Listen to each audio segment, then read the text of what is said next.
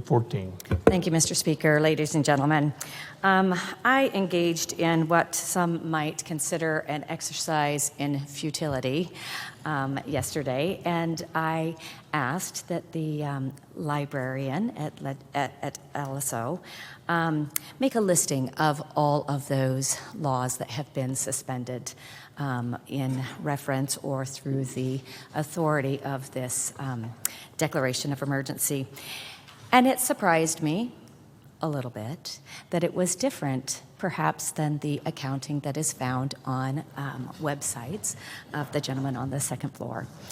And I will only, I have not shared the document with all of you, but I will say there were over 75 laws, 75, 4.5 pages, that were suspended because of this declaration of emergency. It's a little jarring to see that in black and white. There are a couple things that have been said that are a little bit troubling that I just feel like need perhaps a little bit of attention, and that is the words, "we have allocated." It was said that we have allocated up to 70% of that $1.25 billion. I would just correct that statement in saying we have not allocated. It is our legislative responsibility to be the voice that allocates, or be the body that allocates, and we have not allocated those funds, that portion of the $1.25 billion. It is a legislative duty, as we all know. It was also said that perhaps another effort of futility would be exactly what we are doing right now, because the Senate may not take this up.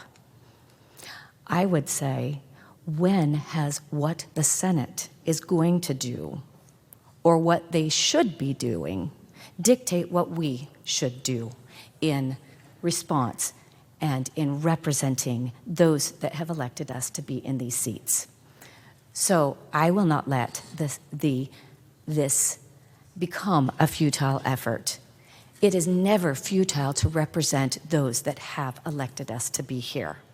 And we should never let the Senate dictate what we are going to do as the House.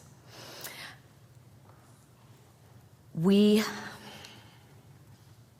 need to do the right thing, and the right thing is to be the ones that appropriate not the state money, not the federal money, our friends and neighbors' hard-earned taxpayer dollars. Let us not ever minimize where those federal or state dollars come.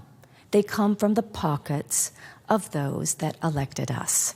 They come from your neighbors and your friends.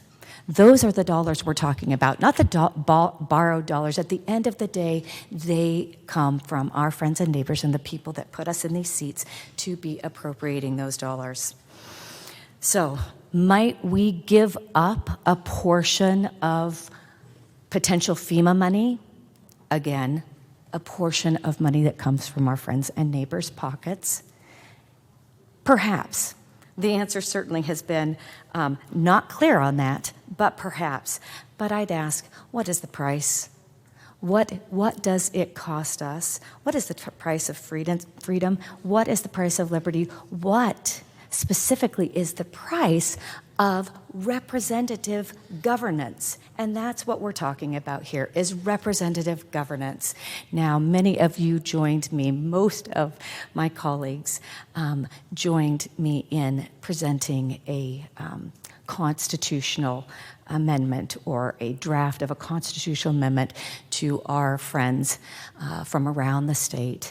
And we will address that in a serious way in the coming legislative session, again, if we are all sitting in these seats.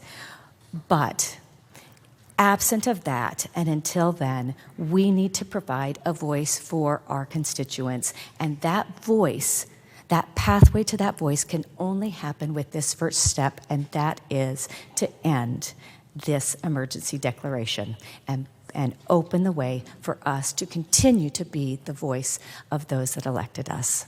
Thank you.